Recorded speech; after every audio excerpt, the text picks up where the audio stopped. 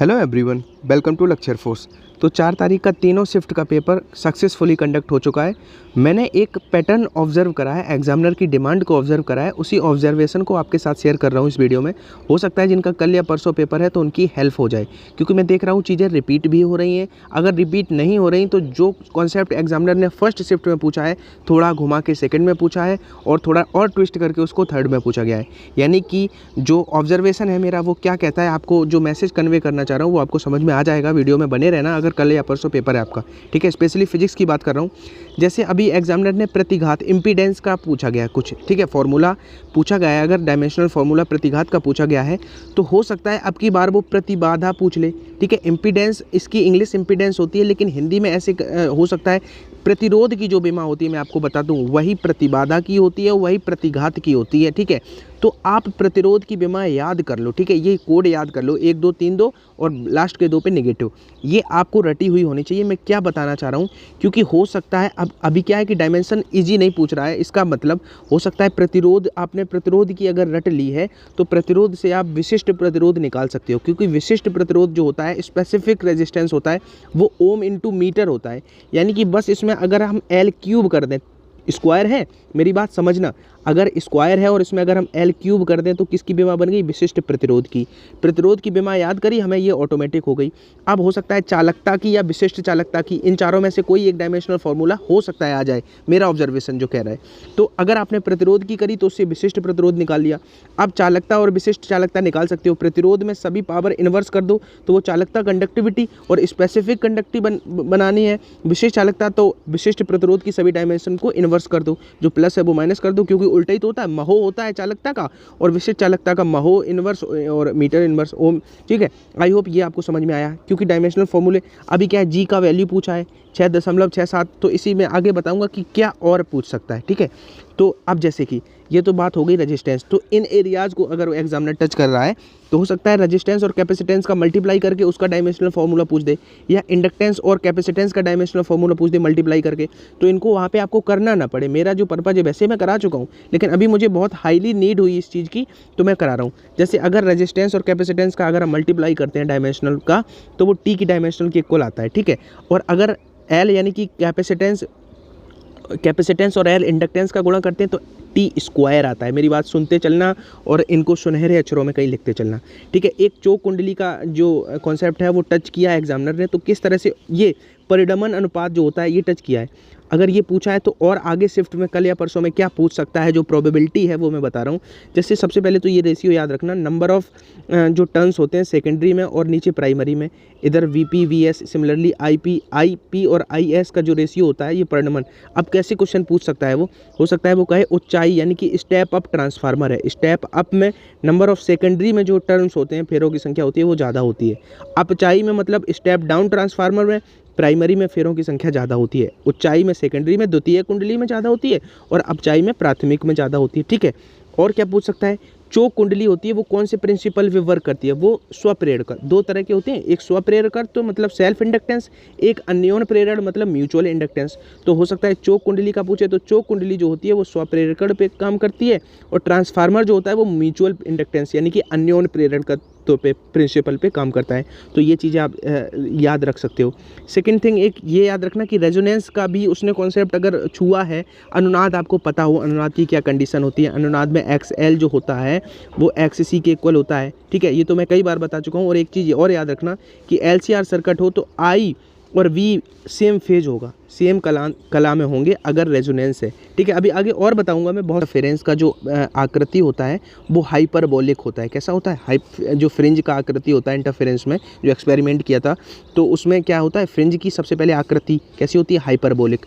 और उसमें जो फ्रिंज की विड्थ होती है, चौड़ाई होती है, उसका फॉर्मूला याद रखो कि d λ/d। अब इससे क्वेश्चन कैसा आएगा वो सबसे पहले तो, और इसमें मैंने लिख लिया है वैसे, जो व्यतिकरण होता है वो आपका एनर्जी कंजर्वेशन पर काम करता है, ऊर्जा संरक्षण पर। और ये दोनों तरह में हो सकता है, लॉन्गिट्यूडिनल में भी हो सकता है, ट्रांसवर्स में, अनुप्रस्थ और अनुदैर्ध्य दोनों तरंगों में हो सकता है, ठीक है। अभी क्या है, इस फॉर्मूले से क्वेश्चन कैसा बनेगा, ये देख रहे हो कि आप फ्रिंज की चौड़ाई जो है वो वेवलेंथ के डायरेक्टली प्रोपोर्शनल है। यानी कि अब आपको 4 कलर दिए जाएंगे और आपसे कहेगा किस कलर का फ्रिंज विड्थ एक्सपेरिमेंट करेंगे तो प्रकाश के किस रंग में जो फ्रिंज की चौड़ाई है वो सबसे ज़्यादा होगी। 4 ऑप्शन होंगे, तो जिसका वेवलेंथ ज़्यादा होगा, क्योंकि वेवलेंथ के डायरेक्टली प्रोपोर्शनल है तो जिसका वेवलेंथ ज़्यादा, ऐसे मैंने यहाँ पे लिखा भी है, अगर रेड भी दे दे और ब्लू दे दे तो क्योंकि रेड का वेवलेंथ सबसे ज़्यादा होता है तो रेड की फ्रिंज विड्थ भी सबसे ज़्यादा होगी, ऐसे क्वेश्चन आ सकता है। और मैं वही क्वेश्चन, मैं देखो बहुत फिजिक्स पढ़ा चुका हूँ यार, 2-3 सालों से फिजिक्स पढ़ा रहा हूँ, लेकिन मैंने यार कुछ एग्जामिनर का पैटर्न देखा, मैंने फर्स्ट सेकेंड थर्ड शिफ्ट में कुछ ऑब्जर्व किया, तो उसी ऑब्जर्वेशन पे मैं आपकी हेल्प ये करना चाह रहा हूँ कि आपको ये वीडियो देखने का पर्पज़ ये नहीं है कि इस वीडियो में मैंने जो कराया वो प्रिपेयर कर लो वही आ जाएगा, नहीं, आपने सही से रिव्यू करा है। मुझे पता है कि बहुत सारे चैनल रिव्यू करा रहे हैं, तो वहाँ से आपने रिव्यू करा, आप उन 25 के 25 क्वेश्चन को लिखो। अब उन 25 क्वेश्चन में ये देखो कि जैसे ये क्वेश्चन है, जैसे अगर पूछा गया है कि मैं इसके एग्जांपल, जैसे पूछा गया कि तीव्रता और तरंग में क्या, आयाम में क्या रिलेशन होता है तरंग की, तो हमें पता है कि I directly proportional to A square. तो आप ये देखो, इसके साथ ये क्वेश्चन भी बन सकता है कि मैक्सिमम और मिनिमम इंटेंसिटी का रेशियो पूछ ले। तो ऐसे आप ऑब्जर्व करो, इन 25 कॉन्सेप्ट को आप अच्छे से अगर देखोगे तो आपकी ज़रूर मदद हो जाएगी जिनका आगे की शिफ्ट में पेपर है। तो बस यही मैं आपको बताना चाह रहा हूँ, जैसे कि ऐसे जो प्रिंसिपल हैं बहुत मैंने PDF में भी अपनी में दिए थे, लेकिन अगर ठीक है आपने PDF परचेज नहीं करी तो अब आपको परचेज करने की ज़रूरत नहीं है, लेकिन अभी आप फिजिक्स का 12th का भी 11th का बुक उठा के भी अगर जितने ये प्रिंसिपल होते हैं वो सभी देख जाओगे, जो नीचे पीछे दिया होता है अध्याय का सारांश, तो भी आपकी अभी 2 दिन में हेल्प हो सकती है। अगर इस अब जिनका 8 तारीख को पेपर है वो इतना कर लें, तो क्यों वो कलरफुल दिखाई देती है, तो वो इंटरफेरेंस की वजह से, व्यतिकरण की वजह से, ठीक है। अब हो सकता है आपको आयाम दे दे, आयाम देके और महत्तम और मिनिमम तीव्रताओं का अनुपात पूछ ले, तो इस तरह से दोनों को जोड़ के स्क्वायर कर दो, दोनों को घटा के स्क्वायर कर दो, रेशनलाइज कर दो, जो रेशियो होगा वो आपका हो जाएगा। अब ठीक है, अभी डायमेंशनल क्या है कि डायमेंशनल मैंने आपको इम्पीडेंस का करा दिया, ये 2 डायमेंशनल मुझे लग रहा है कि पूछ सकता है आगे की शिफ्ट में, क्योंकि डायमेंशन ईजी नहीं पूछ रहा है तो यही बन सकती है। एक जो होता है चुंबकीय फ्लक्स, उसकी विमा क्या होती है, ml² T⁻², पहले ये वर्क की कर लो और A-1 कर दो। और चुंबकीय क्षेत्र का मतलब होता है वेबर प्रति मीटर स्क्वायर, यानी कि वेबर की जो थी उसमें मीटर स्क्वायर यानी कि L² से डिवाइड कर दो, यानी कि L वाला पोर्शन खत्म कर दो, तो ये चुंबकीय क्षेत्र की। तो ये 2 विमीय फॉर्मूले आप याद कर लो, हो सकता है दिख जाए, या इनके मात्रक भी याद कर लो। चुंबकीय फ्लक्स का होता है केवल वेबर या वोल्ट इंटू सेकेंड, कई बार वेबर तो हमने पढ़ा होता है, वोल्ट सेकेंड नहीं पढ़ा है, लेकिन अभी क्या है ऐसी चीज़ें पूछ रहा है। अब चुंबकीय क्षेत्र का क्या होता है, वेबर प्रति मीटर स्क्वायर या टेस्ला। अब इसमें भी रिलेशन पता हो कि 1 गॉस बराबर कितना टेस्ला होता है, 1 गॉस बराबर 10⁻⁻4 टेस्ला होता है। 1 टेस्ला बराबर निकालेंगे तो वो 10⁻4 गॉस आएगा। क्या पूछा है ये देख लेना, -4 कब होता है, अगर 1 गॉस पूछा है, टेस्ला इधर है तो -4, और टेस्ला देके गॉस पूछा है तो +4, ऐसे क्वेश्चन बन सकता है। चुंबकशीलता, मैग्नेटिक परमिटिविटी की हेनरी प्रति मीटर, ठीक है, और एक L/R की विमा जो होती है वो T की विमा के बराबर होती है। ये मैं चीज़ें कुछ भी नहीं करा रहा हूँ, मैं बता रहा हूँ हर बार हर क्वेश्चन से पहले बताऊँ कि मैं वही करा रहा हूँ जो आपके पेपर में पूछे जा रहे हैं कॉन्सेप्ट, उन्हीं के आसपास की चीज़ें करा रहा हूँ। जैसे कि हेनरी इंडक्टेंस, तो इसका क्या है कि आपको पता है कि आपसे प्रेरकत्व कहे तब मात्रक हेनरी होगा, स्वप्रेरकत्व कहे तब भी हेनरी होगा, और अन्योन प्रेरकत्व कहे तब भी हेनरी होगा। कंफ्यूज नहीं होना, क्योंकि बहुत से बच्चे प्रतिबाधा में कंफ्यूज हो गए। प्रतिबाधा इज नथिंग बट इम्पीडेंस, वही होता है रेजिस्टेंस, ठीक है। ऐसे इसमें अब इसका हेनरी तो मोस्ट ऑफ द बच्चों ने पढ़ा होगा, लेकिन ये भी याद रखो, मेरा सजेशन ये है, जैसा मैं पेपर देख रहा हूँ, वोल्ट इंटू सेकेंड प्रति एम्पियर, और इसका मात्रक तो याद होगा ही, ml² T⁻², A⁻²। मैंने आज 5 मात्रक आपको 5 डायमेंशनल फॉर्मूले 6 बताए हैं, उनको जरूर याद कर लेना।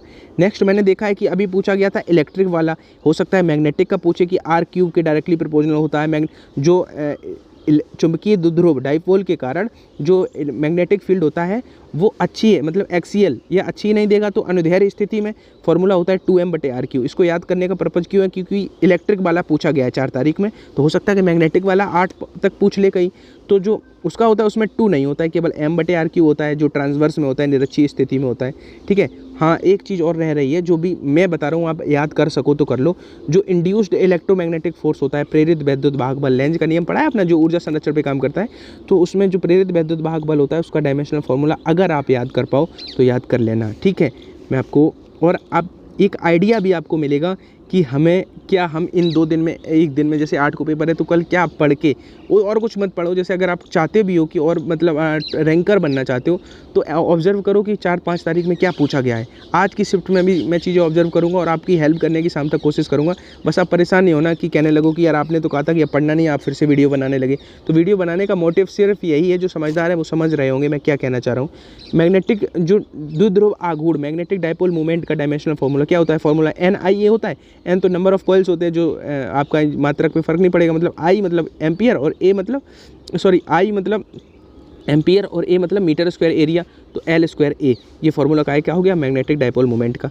हाँ, ये भी टच करा है एग्जामिनर ने। अगर कोई मान लो पार्टिकल है, ठीक है, वो मैग्नेटिक फील्ड में एंटर करता है, उस पर चार्ज क्यू है, तो उसकी जो रेडियस होगी पाथ की वो किस पे निर्भर करेगी, उसका फॉर्मूला ये जरूर याद कर लेना। हो सकता है वो कहे कि चुंबकीय क्षेत्र की समानुपाती होती है कि व्युत्क्रमानुपाती होती है, तो व्युत्क्रमानुपाती। आवेश पे किस तरह से संबंधित है, तो मैं बताना ये चाह रहा हूँ। आप लोगों को ये लग सकता है कि सर ने कहा था कि अब इन बचे हुए दिनों में कुछ पढ़ना नहीं है, फिर सर ये क्यों हमें ऐसे कंफ्यूज कर रहे हैं। तो इसीलिए मैंने नंबर ऑफ़ क्वेश्चन कम लेके एक आपको आइडिया देने की कोशिश करी है, क्योंकि ये आइडिया आपको आना बहुत ज़रूरी है कि आप इन एक दिन में ऐसा क्या कर सकते हैं जो आपका टर्निंग पॉइंट हो जाए।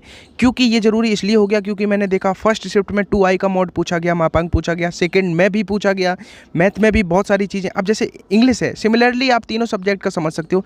जैसे इंग्लिश में पूछा है कि जहाँ पे पिग रहते हैं उसे क्या कहते हैं, उस प्लेस को। तो आपकी रिस्पॉन्सिबिलिटी बनती है कि आप शाम तक, अगर 8 तारीख को पेपर है, तो जितने भी एनिमल किंगडम के ये सारे जहाँ पे रहते हैं, मधुमक्खियाँ कहाँ पे रहती हैं, कहाँ पे पक्षी रहते हैं, एवियरी, एपियरी, तो इस तरह से इन चीज़ों को आप अच्छे से पढ़ लो, क्योंकि चीज़ें रिपीट हो रही हैं। और अगर चीज़ें रिपीट हो रही हैं तो आप क्या करो, मैं आपको बस ये मैसेज दे रहा हूँ कि 25 क्वेश्चन होते हैं फिजिक्स में, और 25 में लगभग 23-24 क्वेश्चन 22-20 प्लस आपको रिव्यू में मिल चुके हैं। इन 20 क्वेश्चन को एक पेज पे लिखो, ठीक है। अब ऑब्जर्व करो, जैसे इंटरफेरेंस का क्वेश्चन बना था, तो मैंने आपको जैसे बताया कि हो सकता है अब की बार वो पूछ दे कि वेवलेंथ पे किस तरह से निर्भर कर सकता है। हो सकता है पर्दों के बीच की दूरी के अनुक्रमानुपाती का कोई रिलेशन दे के अनुपात पूछ दे तरंग उसका फ्रिंज चौड़ाइयों का, या स्लिट और पर्दे के बीच की दूरी की चौड़ाई दे दे और उनके फ्रिंज विड्थ का वो पूछ ले रेशियो। तो मैं क्या कह रहा हूँ, ऐसे ही आप 25 क्वेश्चन देखोगे जब, तो इनसे और 4 तरीके के क्वेश्चन क्या बन सकते हैं, इस चीज़ को अगर हो सके तो ऑब्जर्व कर लो। मैं बड़ा वीडियो इसलिए नहीं बना रहा हूँ क्योंकि पता है बहुत जल्दी आप लोग परेशान भी हो जाते हो, डिसलाइक भी करने लगते हो कि यार पहले कहा था पढ़ना नहीं, अब पढ़ने लगे हो, गाली भी देते हैं बहुत सारे बच्चे। तो इसलिए हेल्प चाहते हुए भी नहीं कर सकता हूँ और बड़ा वीडियो नहीं बना सकता हूँ, लेकिन एक मैसेज जो मेरी रिस्पॉन्सिबिलिटी थी वो आपको दे दिया कि इस पेपर को ऑब्जर्व करो, आज के पेपर को भी ऑब्जर्व करना और इसको अच्छे से करना। और हाँ, एक बात और बता दूँ, अगर आप लोग अप्रिशिएट करो और आपको मुझसे ही सब कुछ चाहिए, आप नहीं करना चाहते हो, तो आप इस वीडियो को 1K लाइक कर देना, मैं आपका कर दूंगा। हाँ, आप लोगों ने एक चीज़ सुनी होगी कि हम किसी के एक्सपीरियंस से कुछ सीख सकते हैं। तो जो पेपर इस शिफ्ट का हो रहा है इसको मैं बहुत अच्छे से देख रहा हूँ। तो अगले इस साल तो मैंने अनअकैडमी पे कुछ नहीं पढ़ाया, लेकिन वहाँ पे एसोसिएटेड था मैं इनडायरेक्टली, लेकिन इस बार से मैं आपको एश्योर करा रहा हूँ। अभी आप देख रहे हो वॉच टाइम 0 मिनट का है, क्योंकि मेरा कोई कोर्स भी नहीं है वहाँ पे, फॉलोवर 103 है। क्यों? क्योंकि मैंने कभी एम्फेसाइज नहीं किया बच्चों को वहाँ पे हमें फॉलो करो, क्योंकि मेरा कोई कोर्स नहीं था। लेकिन अब की बार मैं बता रहा हूँ, जो फ्रेशर हैं, जो बिगिनर हैं, उनको बता रहा हूँ, मैं वहाँ पे अभी डेट अनाउंस नहीं कर रहा हूँ, लेकिन आपको फ्री ऑफ कॉस्ट मैथ और फिजिक्स पढ़ाऊँगा, यूट्यूब पर भी पढ़ाऊँगा और वहाँ पर भी पढ़ाऊँगा, ठीक है। तो आप हमें जाके डिस्क्रिप्शन में लिंक है, वहाँ पे फॉलो कर सकते हो। और भी अगर कोर्सेस वहाँ पे कोई परचेज करते हो, जैसे कोई भी एडुकेटर होता है उसका एक रेफरल कोड होता है, उसको आप यूज़ करते हो तो आपको कुछ डिस्काउंट मिलता है। तो किसी भी आप टीचर का रेफरल कोड यूज़ करोगे तो जो डिस्काउंट आपको मिलेगा वही डिस्काउंट मेरा रेफरल कोड यूज़ करने पर मिलेगा। अगर आप चाहते हो कि अनुराग सर की हेल्प हो जाए तो रेफरल कोड लक्ष्य 12, जो लक्ष्य चैनल का नाम है उसमें आगे 12 लगा देना, आपको डिस्काउंट मिल जाएगा। और आप डिस्क्रिप्शन में मेरा लिंक दिया हुआ है अनअकैडमी का, वहाँ पे जाके हमें फॉलो कर सकते हो। कोई कोर्स खरीदते हो तो रेफरल कोड यूज कर लेना। बाकी बस डरना नहीं है, बिल्कुल पेपर ईजी आ रहा है। 8 तारीख 7 तारीख वाली को मैं बता दूँ, आराम से पीसफुली आप ऑब्जर्व करो और मैं कोशिश करूँगा। और मेरा नंबर आपको सबको पता ही होगा, कम्युनिटी से ले लो। जो पेपर दे के आ रहे हैं बच्चे वो मुझे मैसेज कर सकते हैं, कॉल कर सकते हैं, मैं उनको रिप्लाई करने की कोशिश करता हूँ।